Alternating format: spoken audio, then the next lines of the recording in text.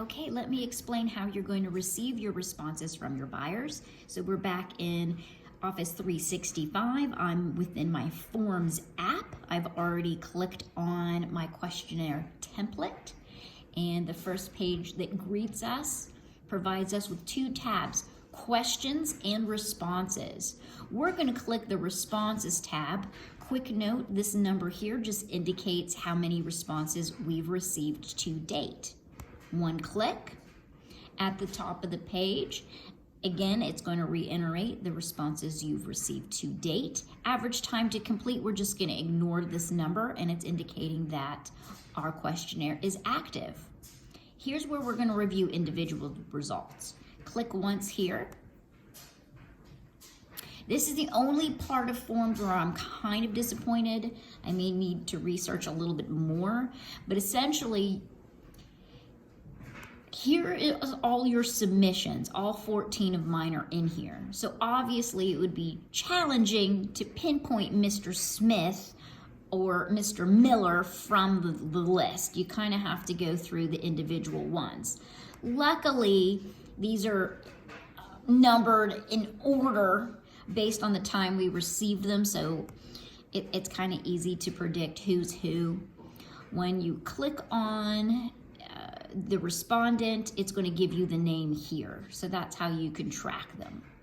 For me, I like to save them as a PDF, and I like to print them out to put them in my color session file. So to do that, you're going to click on these 3 consecutive dots one time, drop down to print response. It's going to open another screen.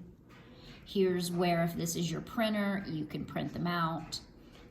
Or utilize the drop down and save them as a PDF, which is beneficial because you could put Miller, date, questionnaire, and keep them on file. Okay, I'm going to cancel this. So for example, with Russ and Melody, I can easily scroll through the entirety of the questionnaire and see all of their responses and read their feedback. Now, one other cool little feature, I'm going to hit the back button. If you continue to scroll down on your questionnaire, and I'm going to scroll down to good stuff, it's going to tell you inside information about your market and your buyers overall. So for example, on number 9, how would you describe your design style? Notice my local market, which would be, say, Charlotte, Tennessee, Indianapolis, Charlottesville, Virginia. My buyers are saying they're more traditional, transitional, farmhouse. I have some contemporary in here, although that's questionable.